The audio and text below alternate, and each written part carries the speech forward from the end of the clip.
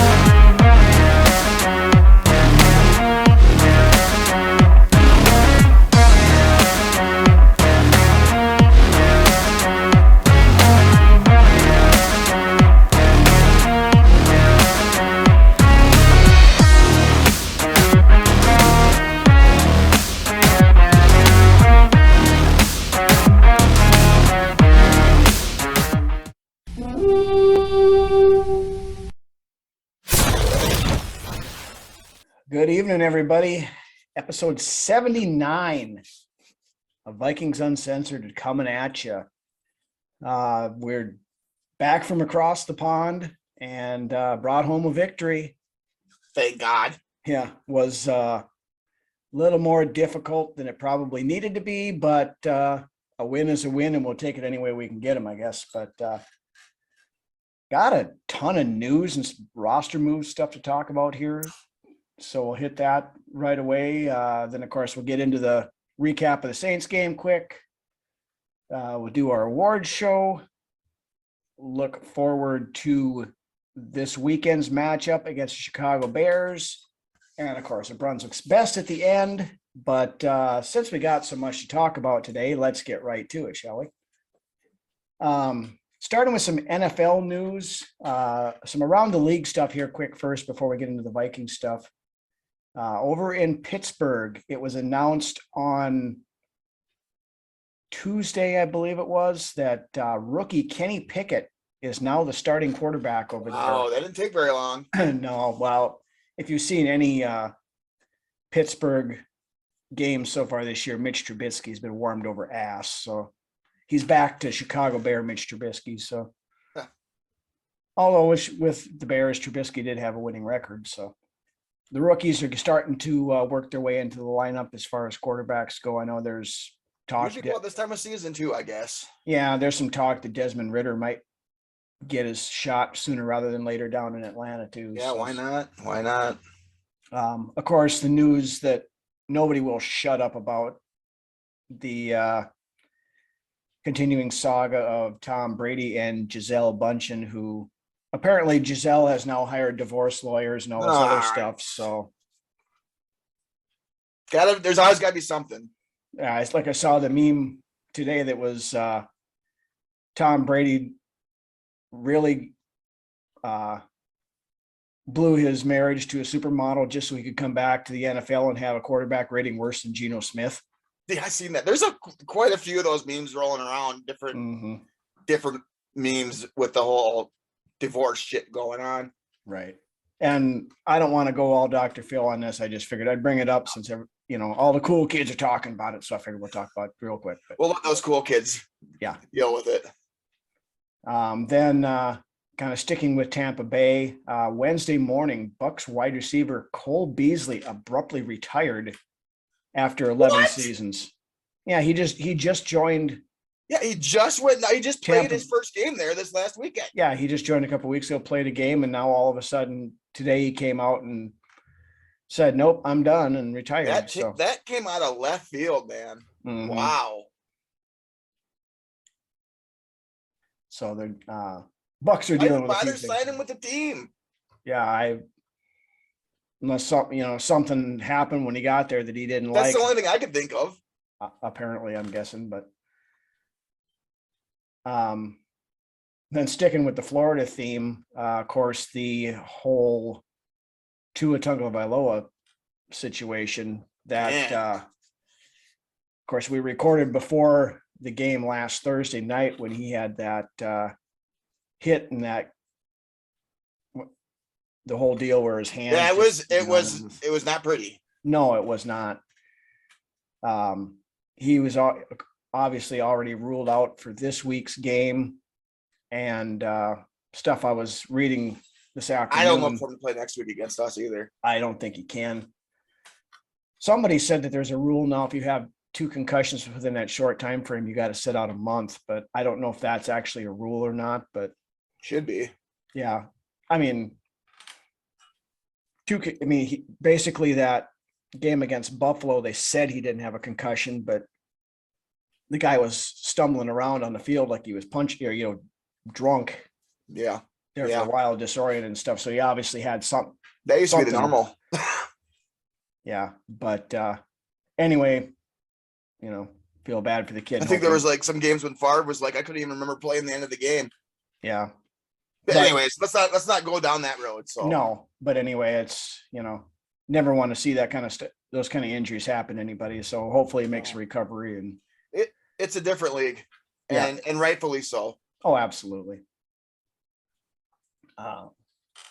Then moving into Vikings news, of course, the big one this week, safety Lewis Seen suffered a gruesome leg fracture in that I could not take myself to watch the replay. You told me I could go see it. I was like, oh man. Yeah. I'm not a big fan of scarred or no, but his leg kind of went full Joe Theismann and it really wasn't much of a contact. It was more of a plant, and when he went but it didn't, his leg went where his legs aren't supposed to go. So well, by all accounts, surgery went well. So yep, he had surgery on Tuesday.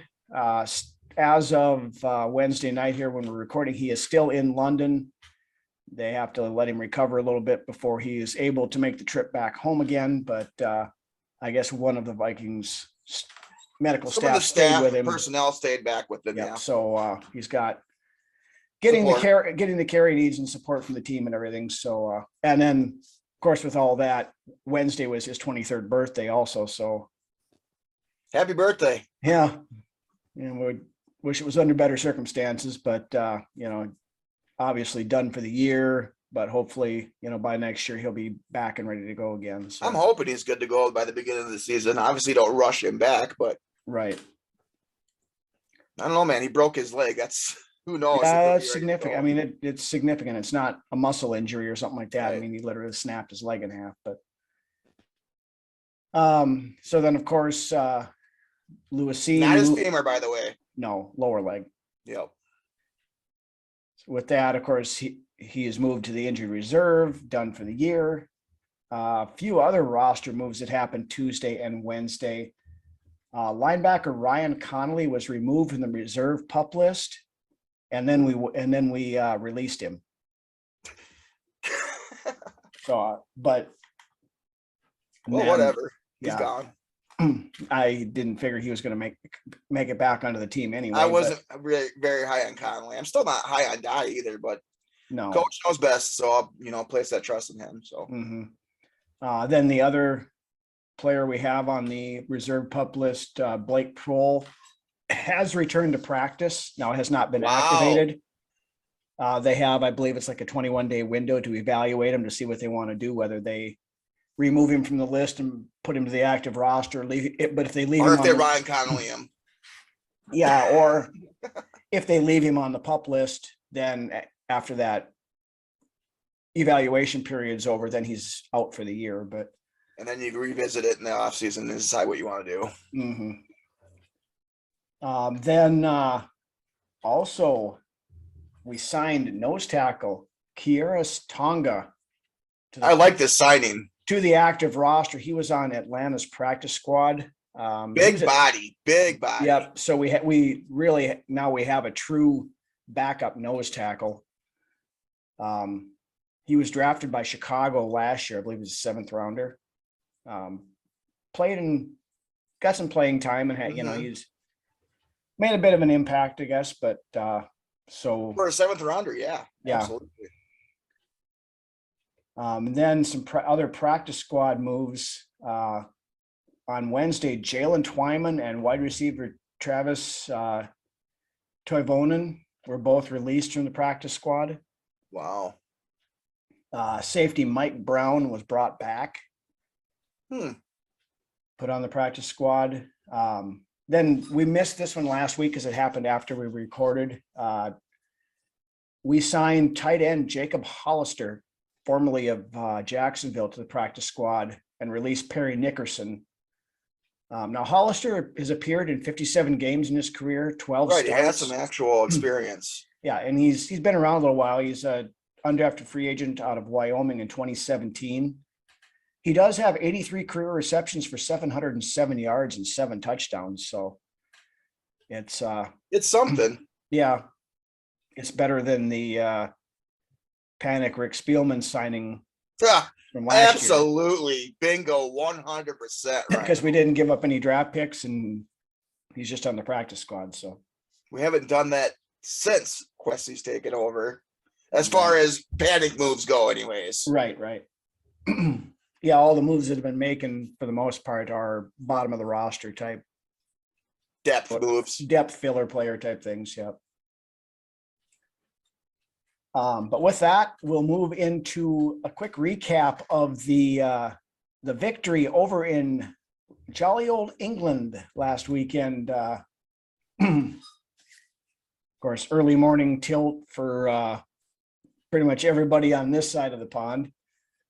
But a game that here again that turned out being a hell of a lot closer than it really should have been. Justin Jefferson broke out of his 2-week mini slump, had a big day, 10 catches for 147 yards. He also had a rushing touchdown. So nobody near him on that rushing touchdown. Well, no, they designed that one up really nice. Nobody expected him to take it out of the, that jet sweep out of the backfield type thing. A well-developing play, to say the least. But nice to see they figured out a way. Now, to be fair, they single covered him a lot more this week. Yeah, they had Lattimore on him a lot. And it just shows again, if you single cover Justin Jefferson, he's going to kill you. Right, and you know what? Lattimore's no slouch. He's which is why they figured they could cover him one-on-one with Lattimore for most part, and it didn't seem to work out so well for him. But Adam Thielen had a decent day as well. About what you'd want out of your second string receiver for sure. Yeah, he had 8 catches for 72 yards, which there again, pretty nice showing. Yeah. Irv Smith, 3 catches for 23 yards, but more importantly, no drops this week. So coming along. Hopefully that's the building block to start getting him back on track from the horrid start that he's had to the season. Kirk had a pretty decent day, I guess, for the most part. 25 of 38, 273 yards, 1 touchdown and 1 interception. That interception was a bad I can't really throw. put that on Kirk. That was a hell of a foul. Yeah, Honey Badger jumped the routes. I mean, it was a hell of a defensive play, but it was a pass he probably shouldn't have thrown. He hung it up there a little bit too long. He should have put a little bit more. That's the thing. Yeah, he held the ball too long. If he would have gotten rid of it quicker, I think it would have been. But it didn't get there, in a timely fashion. Is the best way of putting it. Yep. But when it came down to it, for the second week in a row, showed up when we needed him the most. Showed up and led a game-winning drive. Kirk's numbers on the year, statistically, this is far from his best year so far, but we're winning games. So yeah, he's balling. Right. I mean, on the year, his quarterback rating is 84.1. He's got 6 touchdowns, 4 interceptions, 63.1% completion percentage. But like I said, the numbers don't tell the story. And you know what? It's ironic that we're saying that, right? Mm-hmm. Kirk is playing. He's playing really gritty. Not the gritty. He's playing gritty. Yeah. And although he did do the gritty after the game when they're walking back to the tunnel. If you saw some of the footage, he was. I mean, we have seen some glimpses, especially during that Philly game, of some bad Kirk. Mm-hmm. But you know what? That Philly game, the whole team was bad. Oh yeah, absolutely. So I'm looking forward to see what he brings forward for us these next few games ahead of us before the bye. Right. But I mean, as far as the offense goes, the biggest concern I had all day was we weren't finishing drives. I mean, we ended up having to kick 5 field goals, and you start playing better teams, better competition. You're kicking 5 field goals, you're going to get beat. Yeah. It was a frustrating thing not to get more points off of those turnovers. Granted, we did get some points, but it would have been nice to see touchdowns and not field goals for sure. And that would have, I don't know what it was this week with the munt drop, wasn't it? Yeah. That munt drop could have changed the look of the game. It really came back to a few plays that left points on the field, honestly. Yeah. But then, as far probably the worst offensive performance this week went to Brian O'Neill, who had an awful game. Yeah. Cam Jordan was eating his lunch left and right. I mean, it was. That Saints front seven is no pushover, though. They're good, but I mean, hell of a good front seven. And the back end isn't anything to joke about either. No, but Brian O'Neill is a better tackle than how he played on Sunday. I mean, that realistically is probably his worst game as a Viking that he played on Sunday. Me, I'm not one for excuses, but the trip in all, I think, could have factored into the way. The overall how this team showed up. Some players might have been a little bit tired and exhausted. I know that's not an excuse to professionals, but a lot of players don't like going to that game across the pond because it's exhausting. It's an exhausting week. It is. Now there again, we have to do it. It is what it is. You're right. And playing against a Saints team that was missing half its starters on offense. Still a good offensive line. No excuses. Yeah, right. But I was hoping we'd see Wyatt Davis, but we did not. Nope. Luckily for them. Yeah. Well, but anyway, we'll roll over onto the defensive side of things here. Run defense, again, piss poor. Kamara didn't play, but we still had the geriatric backfield more or less of Mark Ingram and Latavius Murray. A-Trade still got it, man. Yeah, well, off topic, but they called him up from their practice squad for the game. After the game, returned him to the practice squad, and then Denver turned around and sniped him because what's his name over there? Williams tore his ACL. Yeah. Yep. So Melvin Gordon went on to fumble 2 times last game too. Yeah. So they went and brought Murray over to to Denver. Sorry. Yep. Patrick Peterson looks like he's starting to knock that rust off. We were pretty rough on old Pat P the first couple of games of the year, but he played a better game against Detroit last weekend, and this weekend he played pretty well.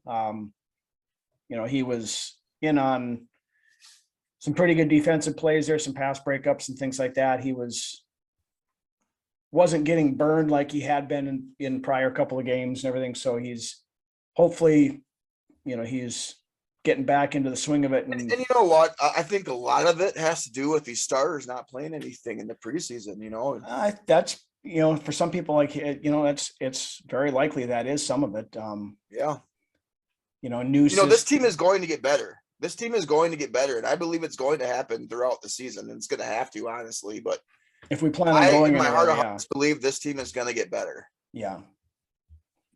And these games that we're winning right now is battle tested, battle hardened. Honestly, these are the games that make you stronger as a unit. So. Keep going on the defense. Dalvin Tomlinson and Zadarius Smith both had sacks.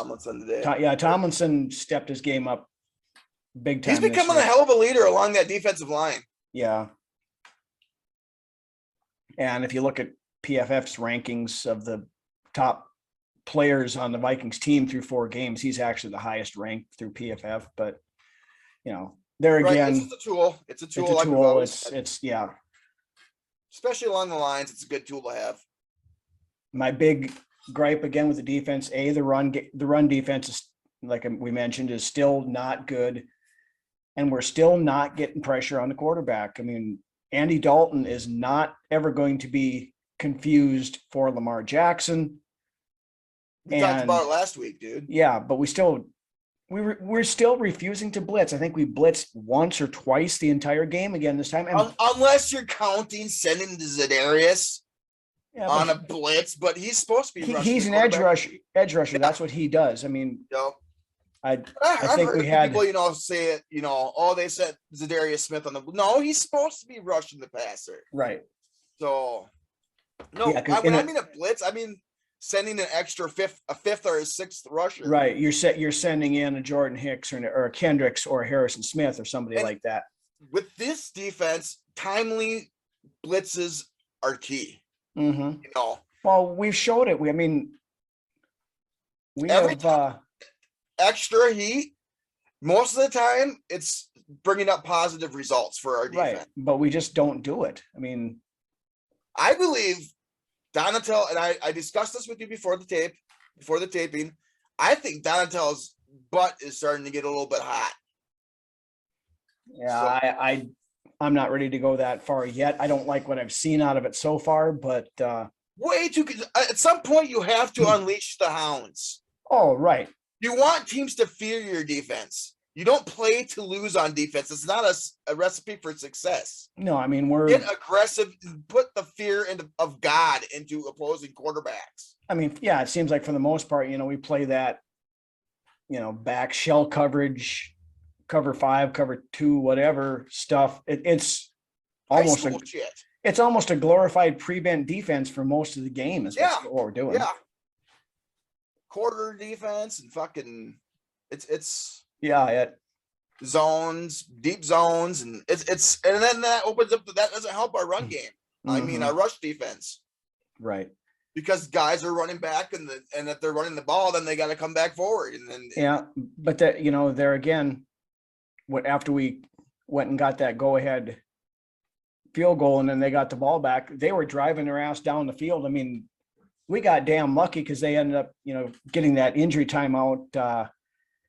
Because unfortunately, Harrison Smith got hit in the crown jewels and see, pop, see. You left yourself open, Dad. No, yeah. Couldn't get up fast enough. He's trying. Yeah. And then somebody on the Saints had also got injured that play too. So either way, I don't know if the guy on the Saints is just feigning an injury or what, but if it would have been on the Saints, it would have been a 10-second runoff because they didn't have any timeouts left. Yeah, that's right. So the game would have been over at that point, but double dunk. Yeah. Speaking of double doinks, we'll start with our special teams. Our special teams unit continued its strong performance at the beginning of this, so far at the beginning of the season. Matt Daniels has got that special teams humming. Mm-hmm. Of course, probably the biggest play was that ballsy fake punt that we had where Ryan. I loved it.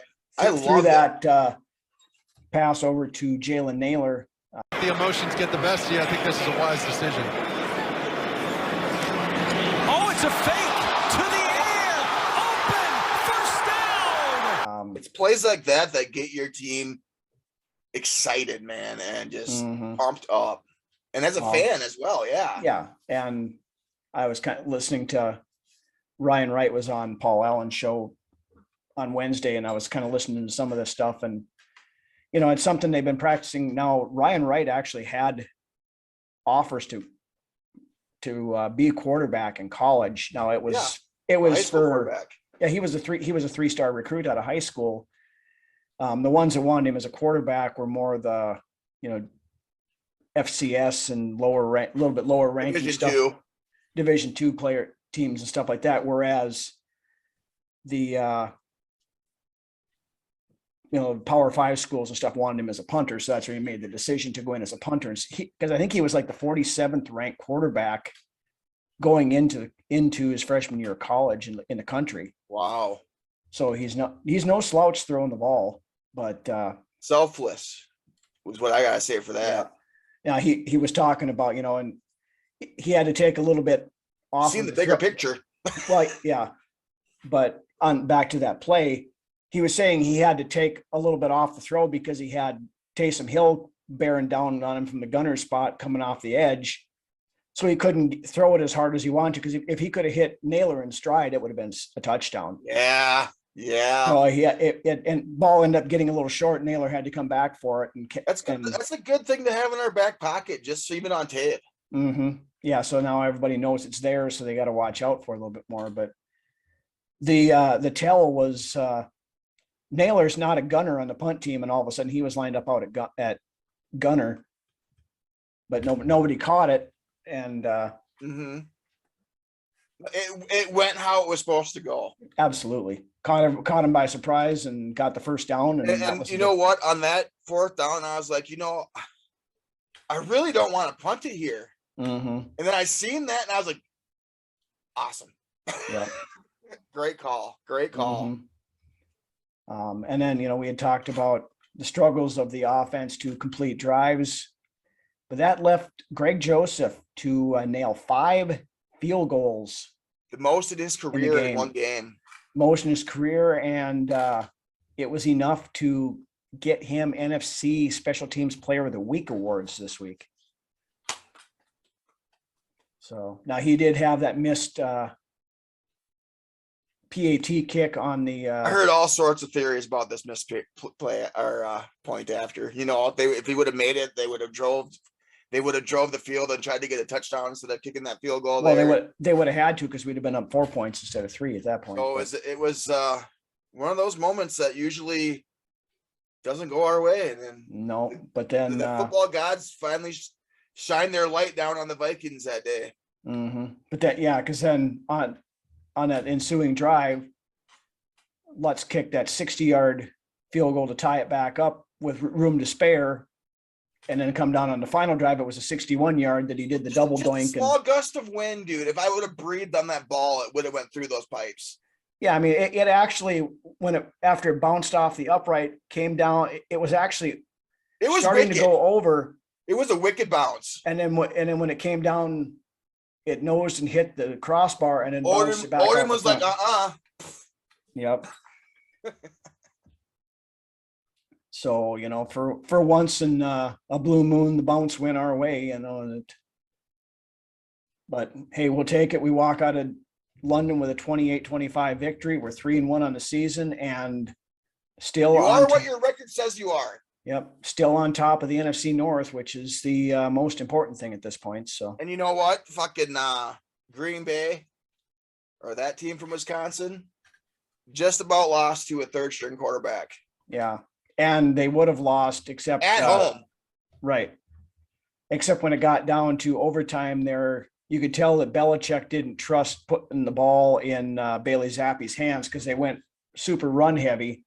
Now, I think if they would have tried to throw the ball a little bit and, use some nice easy passes and things like that, they would have beat Green Bay.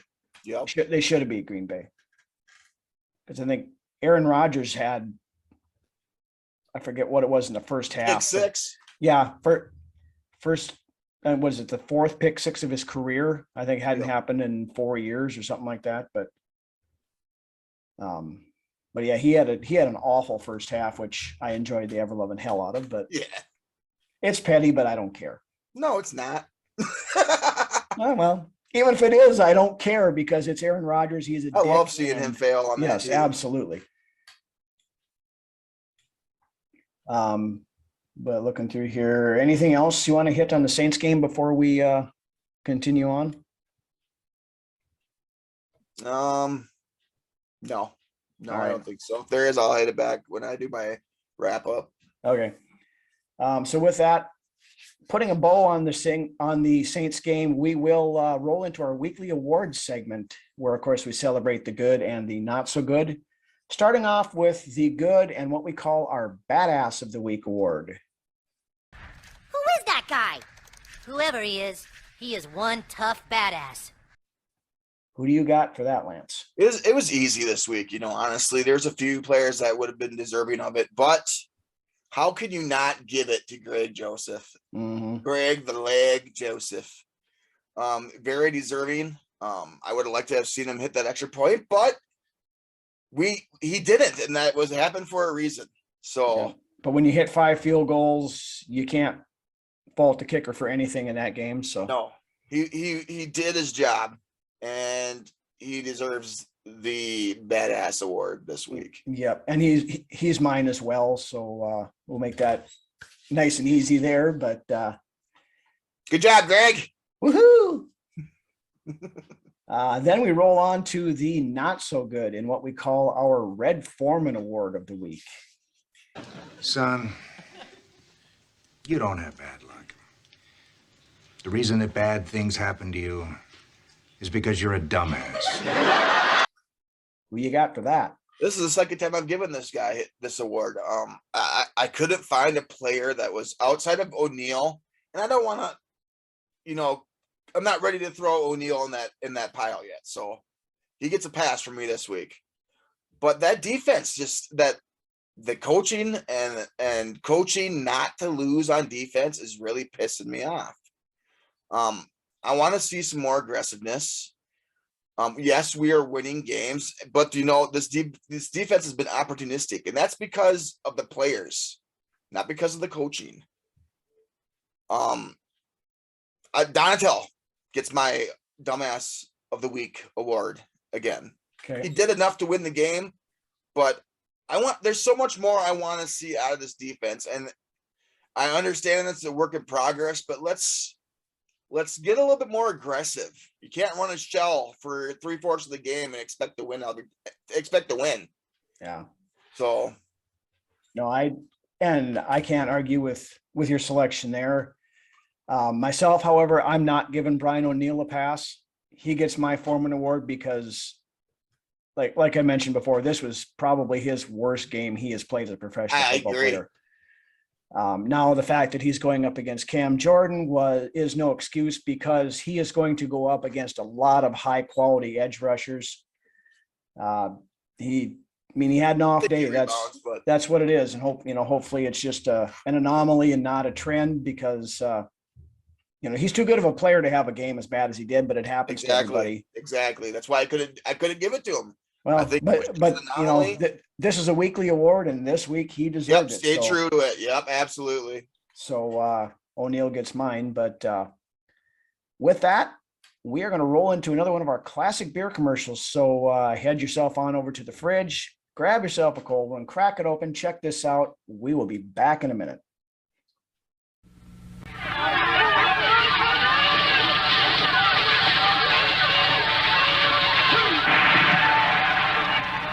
And you know the rules, Jeb. First man in the water's got to buy the beer. For everybody. And Jeb, I hope you're better at picking beer than you are log rolling. And Jeb, you better make it a good one. Hey, what happened, Jeb? Get caught in the rain? When you have to get the beer, don't fool around. Get the best name in the business. Old Milwaukee beer. Old Milwaukee! Old Milwaukee is named after the city that means beer. It's the fastest growing major beer in the country. Jeb, you're a lot better at picking beer than you are at log rolling. Well, I think I do pretty good at both. Old Milwaukee beer tastes as great as its name. All right, we are back, and we return back from our trip across the pond. We put that game behind us and look ahead to this week's matchup at home versus the Chicago Bears. Some injury updates real quick. As of Wednesday, for the Vikings, we had 3 guys on the injury report. Andrew Booth Jr., limited participant, still with it, battling that quad injury that he suffered week 1. Zadarius Smith was limited Was it week 1 or was it week 4 of the preseason that he got that injury? He played like 2 or 3 snaps against Green Bay, and that's when he got hurt, I think it was. So yeah, basically unofficially, he still has to make his debut. I mean, yeah, he played 3 snaps, but we haven't seen enough of him, obviously, yet this year. It's been nice to see him on the field. Yep. Hopefully. Zadarius Smith with the knee that he hurt against Detroit. Didn't play it. He actually didn't play a ton against the Saints. Was effective when he was in there, but yeah, he was effective. He got a sacking while he was in there. But he was limited this week, but I fully expect to see him play on Sunday. Cam Dantzler was a full participant with a bit of a hip injury, but looks like he's. Man, I would like to have seen him make that pick there in New Orleans. Yeah, he should have, but but it was a pass breakup, which we'll take, I guess. It was a hell of a good pass breakup, yeah. Yep. And Dantzler, if he can put this together and get some consistency, I mean, he's going to be a very, he is. Yeah, he is a very good cornerback, but he's just inconsistent. Every once in a while he has that boneheaded, mistake, and hopefully with development, those will be fewer and farther between. Yeah, and I was listening to Patrick Peterson on some interview he did this week, and he said he's in Dantzler's ear every day, talking, trying to get him. Teaching him on how to get into a routine and get all this other stuff to where he's, continuing to get better and developing. So it's, he gets to that point where everything's second nature. And, that's one of the nice things about having a guy like Patrick Peterson, who obviously is not the player he once was, but that's why you have veterans on the team. He's got that savvy veteran mentorship type role that guys that have done it and have succeeded. Mm-hmm.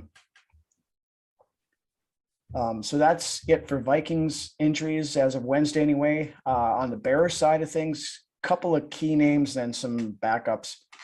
But running back David Montgomery did not practice Wednesday with an ankle injury. I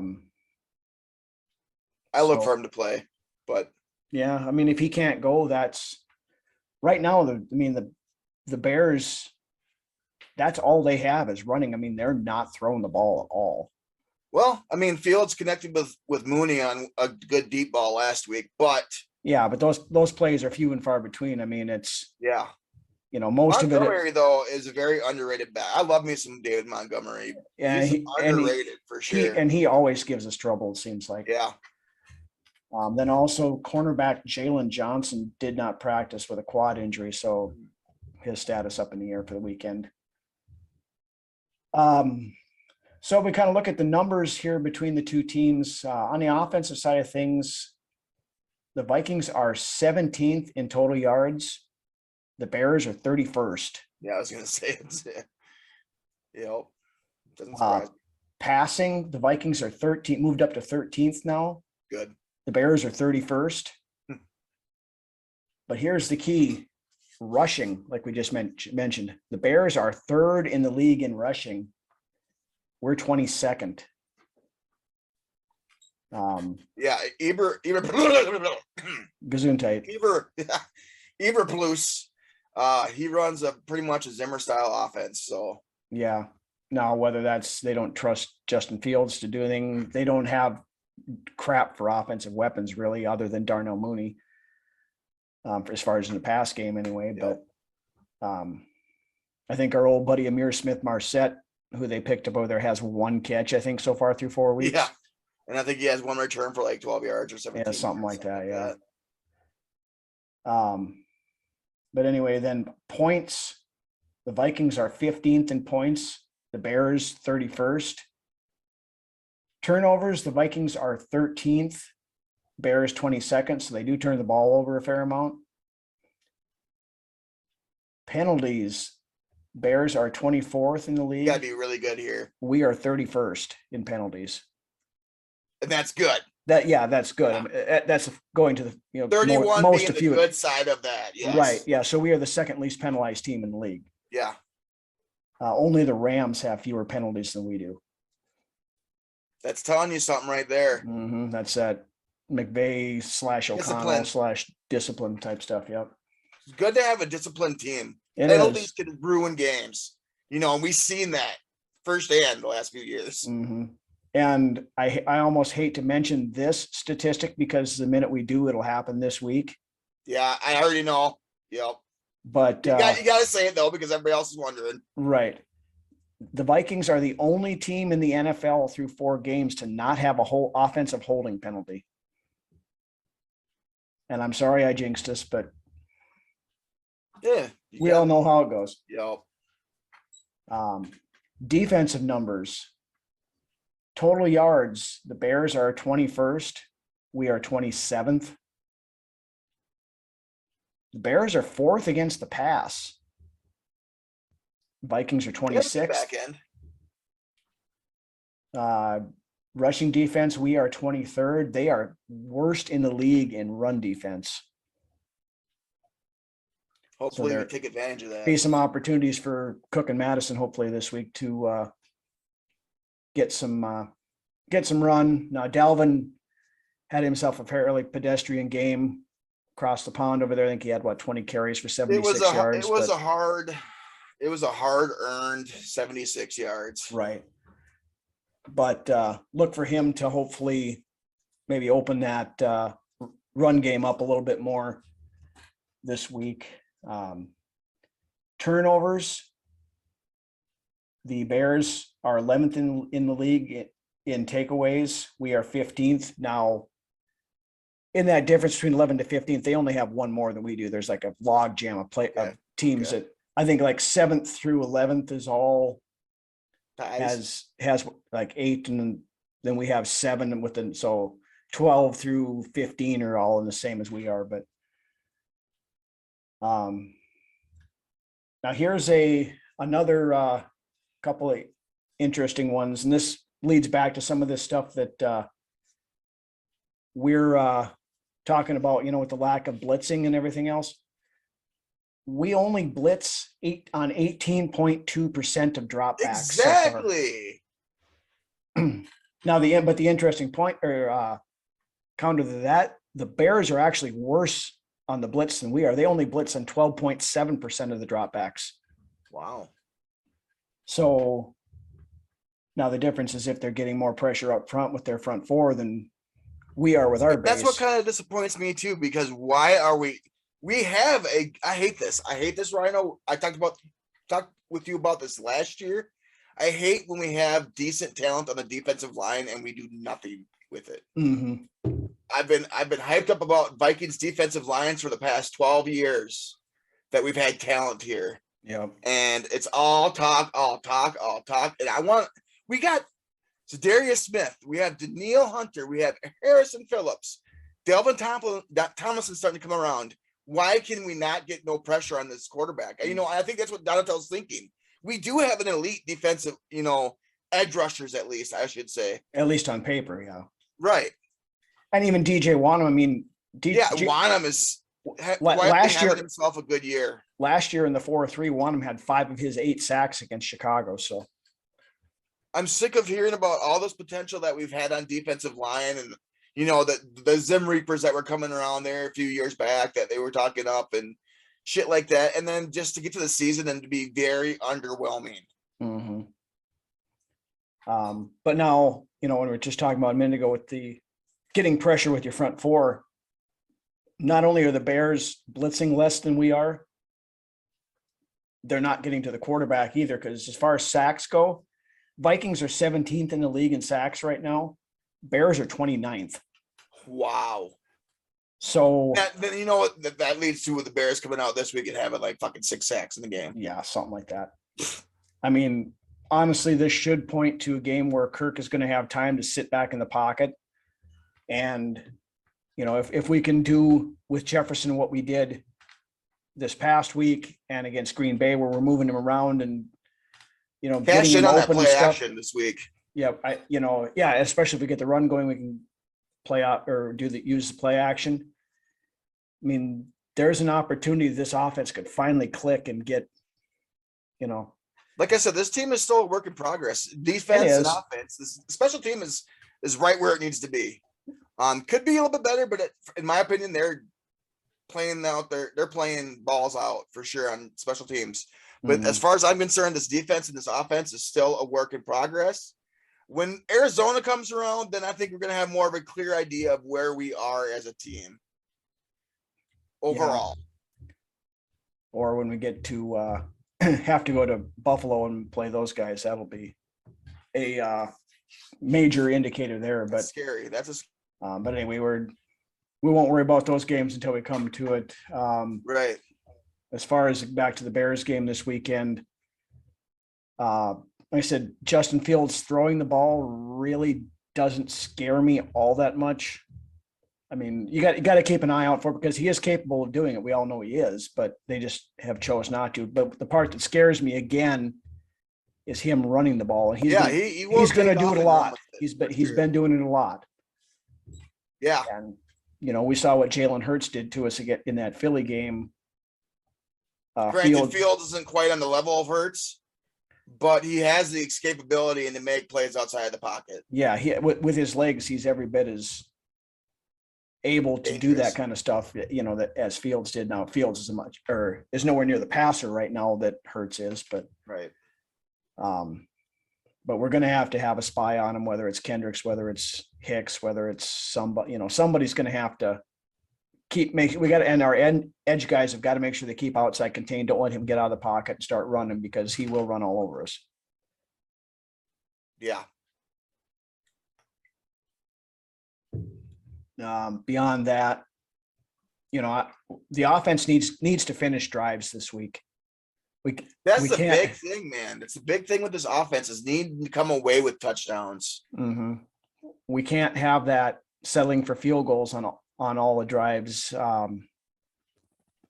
What is it? Or our buddy Drew posted something in our Gallerhorn group that we're part of on Facebook.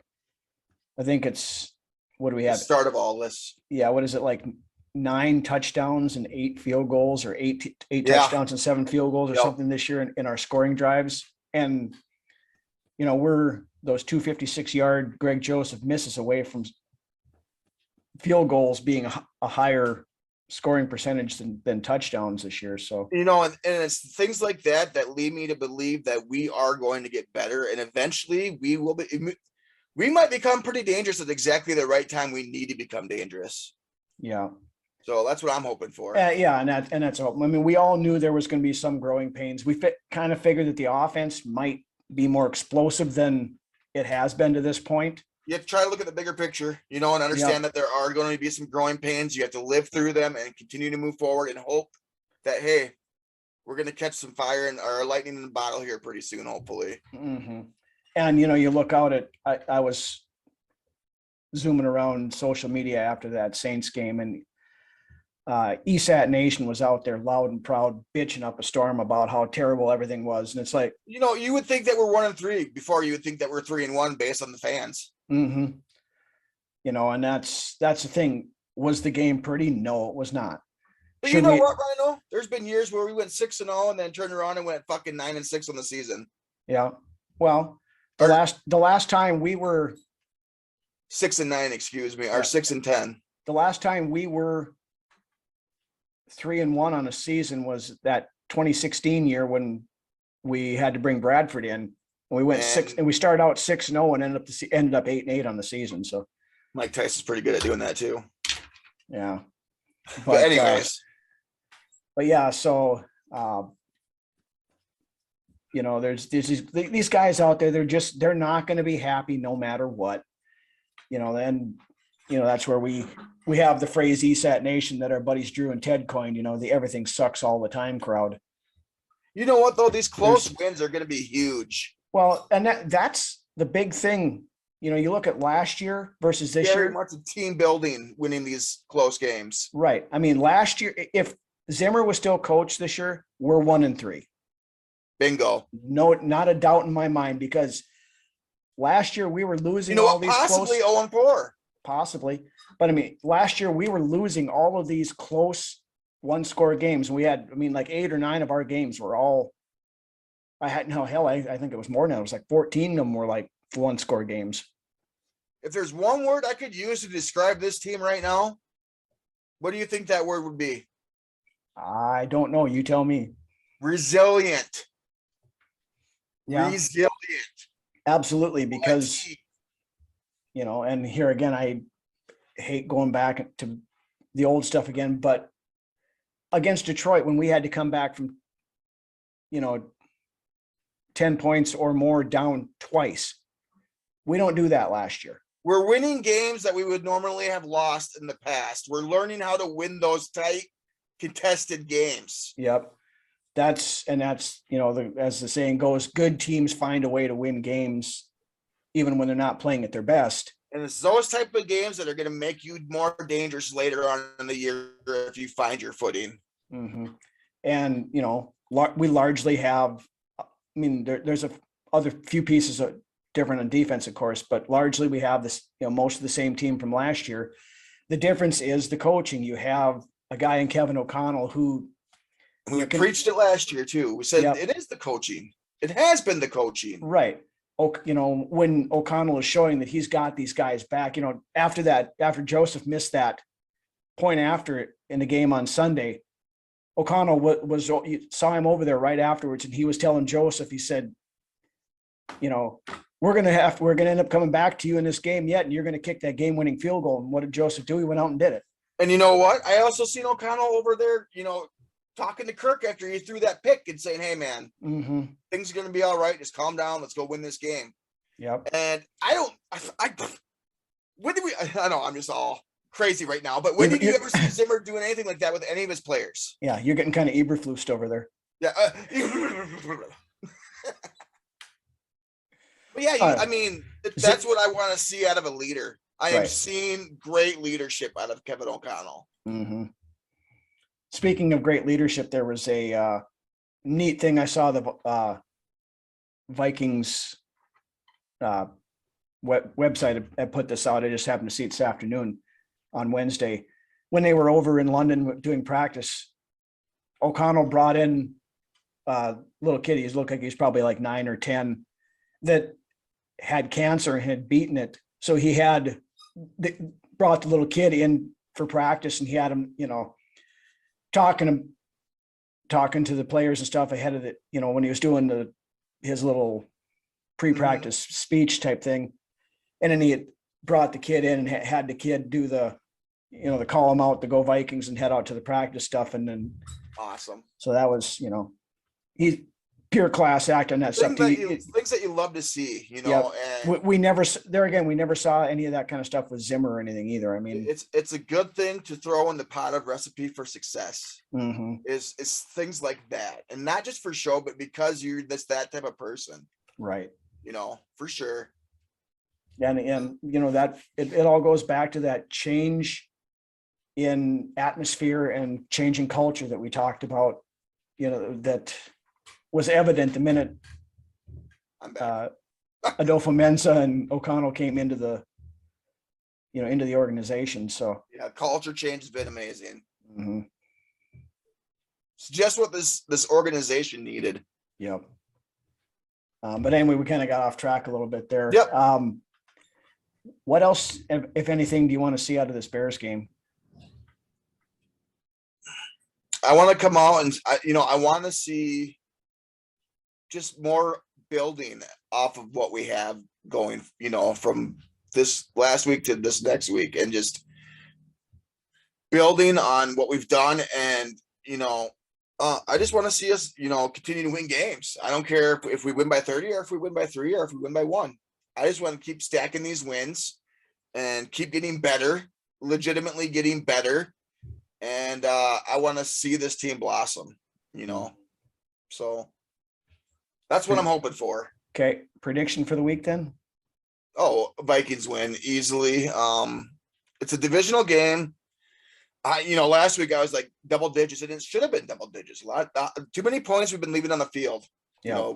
Going back to what we were talking about before. I'm gonna say 24-10 Vikings. Okay. Honestly, in most instances, that this should be easily a 2-score victory for the Vikings, I think. But there's some questions. Are they going to be a little sluggish after that trip? Over to England and back. Some of that stuff I saw, and it being a division game, I think it'll probably be a little closer than it should be. I think as of Wednesday, the betting odds, I think, have the Vikings as a 7-point favorite. +7, yeah. So I think they cover that 7. I'll say Vikings by a touchdown, probably 24-17. It would be nice to have a good, comfortable win. It would be a good medicine for the fan base, especially, granted, whatever. But it would be good medicine, honestly, to have a game one comfortably, like week 1, and kind of just settle people down. Mm-hmm. And I'd like to see us break 30 points. I don't know that we'll do it this week, but I want to see some ruthlessness. Yeah. No mercy. Get out there, start fast early, put your foot on their throats, and don't let up until that clock hits all It's zeros. not a gentleman's game. No. But yeah, I think we win the game and we move to 4-1 with, very good opportunity to do so. And this is the kind of game. Into a huge game against Miami down in Florida. Yep. So, but we'll talk about that one next week and the repercussions with Tua and all that other stuff. But anyway, we'll move on to the best segment of the episode once again with this week's edition of Brunswick's Best, looking at those who wore number 79 for the Vikings. Now, who do you got for a list this week? Okay, so I got a list of 1, but I do have some very, very notable mentions. Okay. On this list. There wasn't a lot of great players to wear 79 for the Vikings, but there was some that were, here for stints that played pretty well when they were here. So I'm going to start out with the notable mentions first, and then we'll hit with the big hurrah at the end with our number 1 guy. So, okay. So the first to wear 79 was actually Jim Prestel. He spent 5 years here in Minnesota at defensive tackle from the 61 season until the 65 season, appearing in 69 games and starting 61 of them. Jim Prestel, you get a notable mention. Moving along, Kenny Mixon spent 3 seasons here in Minnesota at defensive end from 2002 until 2004, starting our 46 games that he appeared in. Accumulating 12 sacks over that period. I'd like to meet some Kenny Mixon back in the day. He was a decent player for a couple of years there for us. I think Johnston was on the line then too when we had Mixon. That Johnstone, Lance Johnstone. Yep. It wasn't the biggest and best defensive line, but they came to work for sure. Mm-hmm. Another one that some would say, yeah, I love this dude, and this dude being Artis Hicks. Yeah, he spent 4 years in Minnesota, playing mostly right guard from 06 to 09, appearing in 56 games and starting 27 of them. I love me some Hicks. I would have liked to have kept him around, but unfortunately, that's not how the dice rolled. But I liked him, and he got a mention tonight. Mm-hmm. Last of the mentions, Mike Harris. What a unfortunate circumstance here at Mike Harris. He had spent 2 years in Minnesota. He spent his first year at right tackle and then ended up sliding into guard as a full-time starter. Mike did play the 14 and 15 seasons in Minnesota, appearing in 28 games, starting 21 of them. He actually played fairly well those 2 years, and I was beginning to believe that he might have been the actual answer there at right guard at that time. But then he had some sort of mysterious illness in 2016, which actually ultimately led to his retirement from the game. So Mike had a bright future. What's up? We never did really hear exactly what that was it? No, and I really didn't do a lot of digging on that either. I should have, but I did not. But yeah, that mysterious illness actually led to his retirement after the 2016 season, in which he didn't play any games at all. Mm-hmm. All righty. That's my list of notables. And now to the number 1 guy, Doug Martin. Duggity. Love me some Doug Martin. Yeah, he was selected by the Vikings in the first round 9th overall in the 1980 NFL draft. Martin played in 10 NFL seasons from 1980 until through the 1989 season, where he roamed the front lines of the Minnesota defense. As a scary and imposing pass rusher, Martin led the NFL in sacks in 1982 with 11.5. The following season, he was able to rack up 13, which was actually only good enough for 9th in the league that season. That's saying something too. When he led the league in sacks that year, that was a strike year. That was a shortened year. Yeah, yeah, that year. Yeah, they only played 9 games, and he had what? How many was it? 11? 11.5. 11.5 in 9 games. Yeah. Yep. And then, like I said, the following season, he followed it up with a 13 sack season, which actually was only 9th in the league. So that was a season where guys were getting after the quarterback, apparently. Mm-hmm. In his 10-year Vikings career, he collected 50.5 sacks.